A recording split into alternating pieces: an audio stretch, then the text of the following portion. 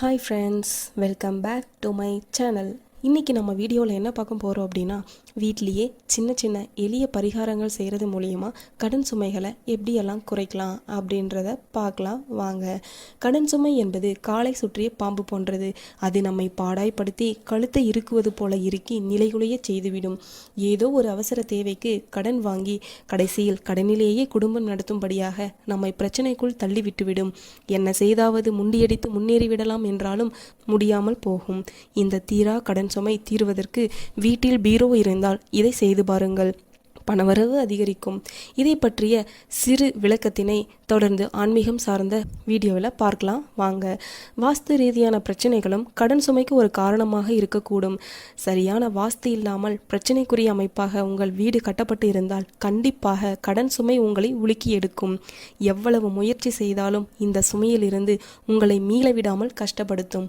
கடன் சுமையை ஏற்படுத்தக்கூடிய வாஸ்து பிரச்சனைகளை சரி செய்ய வீட்டில் இருக்கும் பீரோவின் மீது வடக்கு பார்த்தவாறு ஒரு குபேர பொம்மையை வாங்கி வையுங்கள். எந்த உலோக பொம்மைகளாக இருந்தாலும் பரவாயில்லை. இரும்பினால் ஆன பொம்மையை மட்டும் வாங்கி வைக்காதீர்கள். மற்ற மெட்டல் அல்லது பிளாஸ்டிக் பொம்மையை கூட நீங்கள் வாங்கி வைக்கலாம். முடிந்தால் வெள்ளியால் ஆன குபேர பொம்மையை வாங்கி வையுங்கள். இது இன்னும் நல்ல பலன் தரும். பீரோவின் மீது வடக்கு புறம் பார்த்தபடி பொம்மையை ஒரு பட்டு துணியின் மீது அமர்த்தி வையுங்கள். வடக்கு என்பது குபேரன் திசை என்பதால் வடக்கு பார்த்தபடி வைக்கும் பொழுது குபேர அருள் உங்களுக்கு கிடைக்கப்பெறும். இது வாஸ்து ரீதியான பிரச்சனைகளுக்கு மிக எளிய பரிகாரமாக இருக்கும்.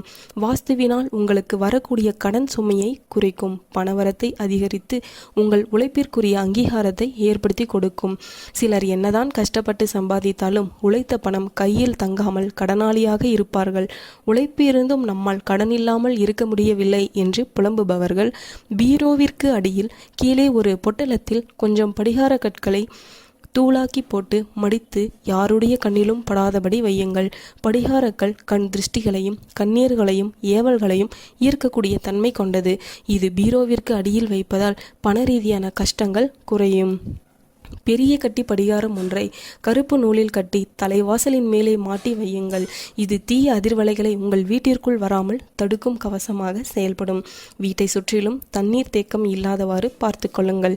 நீர்க்கசிவு வீட்டில் இருக்கக்கூடாது. இதுவும் கடன் சுமையை அதிகரிக்கும் விதிகளாகும். பீரோவிற்குள் கொஞ்சம் பச்சை கற்பூரத்தை நுணுக்கி அதனுடன் ஏலக்காய், கிராம்பு, பட்டை ஆகியவற்றை சேர்த்து ஒரு மூட்டையாக கட்டி பணம் வைக்கும் இடத்தில் வையுங்கள். இது லட்சுமி கடாட்சத்தை உண்டு பண்ணும். லட்சுமி அருள் இருந்தால் லட்ச லட்சமாய் கடன் இருந்தாலும் அது நம்மை விட்டு நீங்கும். உழைத்த பணம் வீண் விரயமாகாமல் நம்மிடம் தங்கும். ஓகே ஃப்ரெண்ட்ஸ், என்னெல்லாம் செஞ்சால் கடன் சுமை குறையலாம் அப்படின்ற சின்ன சின்ன டிப்ஸை தெரிஞ்சிருப்பீங்கன்னு நான் நம்புகிறேன். உழைப்பின்றி ஊதியமில்லை என்பதை நீங்கள் கண்டிப்பாக தெரிஞ்சிருப்பீங்கன்னு நான் நம்புகிறேன். ஆன்மீகம் சார்ந்த தகவல்களை தொடர்ந்து அடுத்தடுத்த காணொளியின் மூலமாக பார்க்கலாம். நன்றி.